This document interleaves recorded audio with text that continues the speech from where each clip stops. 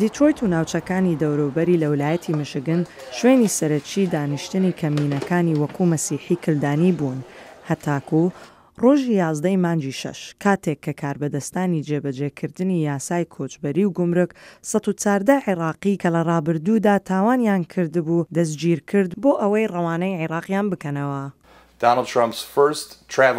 تراڤڵبانەکەی دۆناڵد ترامپ یەکەم جار عێراقیشی تیا بوو لە دووهەم جاردا عێراقی لێدەرکرا دوای ڕێکەوتی نێوان حکومەتی عێراقی و حکومەتی ئەمریکا.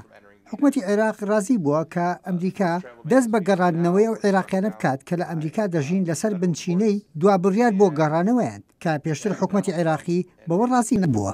زۆربەی ئەو تاوانانەی کە ئەم عێراقیانە کردویانە تاوانی تند و تیژی نەبوون. چەندین ساڵە فەرمانی گەڕاندنەوەیان بۆ عێراق هەڵپەسێردرا بوو بەهۆی مەترسی لەسەر ژیانیان. ڕێکخراوی یەکێتی سڤڵی ئەمریکایی لەگەڵ ڕێکخراوی هاوکاری یاسایی کۆد و دادوەران توانیان بڕیارێکی کاتی لە دادگای فدرال وەربگرن بۆ ڕاگررتنی کاتی گەڕاندنەوەی ئەم عێراقیانە. هەموو ئەوەی ئێمە دەڵێن لە دادگای فیدراالی ئەوەیە کە ئەو تاکە کەسانە پێویستە دەرفەتێکیان هەبێت بەر لەوەی بگەڕێنرێنەوە بۆ عێراق بۆ ئەوەی بسەلمێنرێت لابراون لە پرۆسی گەڕانەوەیان لەبەرەوەی ڕوبەڕووی گەورەترین مەترسی تومەتباری ستەم یان مەرگ دەبنەوە ئەگەر بگەڕێنرێنەوە. کۆی ئەو عێراقیانەی ڕوبەڕووی گەڕاندنەوەن زیاتر لە 1400 کەسن کە 700 کەس لەوانە دانیشتووی ویلایەتی میشیگنن.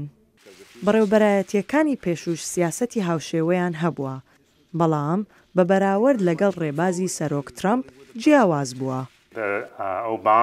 ئیدارەکەی ئۆباما خەڵکی زۆری گەڕاندۆتەوە لە چاو ئیدارەکانی دیکەدا لەم ماوە کورتەی مێژوودا. جیاوازیەکە ئەوەیە کە لەژێر سایەی دەسەڵاتی ئۆبامادا ڕێسای ویلایەتەکان ئەوە بووە کە ئەو خەڵکانەیان گەڕانێتەوە بۆ وڵاتەکانیان کە تاوانی ڕژدیان ئەنجامداوە، بەڵام ئەم ئیدارەیە دەیەوێت هەموو کەسێک بگەڕێنێتەوە و هەروەها پەلە دەکات بۆ گەڕاندنەوەی زۆرترین کۆچبەر تا لە توانادا بێت. بەڕێز باجووقا هیوادارە کە جێبەجێکردنی ئەو بڕیارە شیانی ئەنجامدانی نەبێت بەهۆی وابەستەیی ئەمریکا بە ڕێکەوتنی دژی بە ئەشکەنجا کە تاکەکان دەپارێزێت لەوەی بنێردرێنەوە بۆ وڵاتی خۆیان کە ڕەنگە لەوەی ڕوبەڕووی ئەشکەنجە و تەنانەت مەرگیش ببنەوە.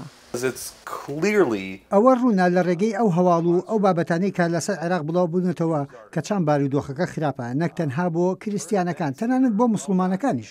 ئەوانە خەڵک بە شێوەیەکی ترسناک ئەشکەنجە ئەدەن و دەیان کوژن و دەیان ڕفێنن.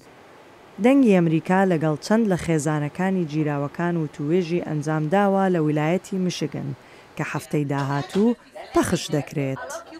سەمادزەیی، دەنگی ئەمریکا.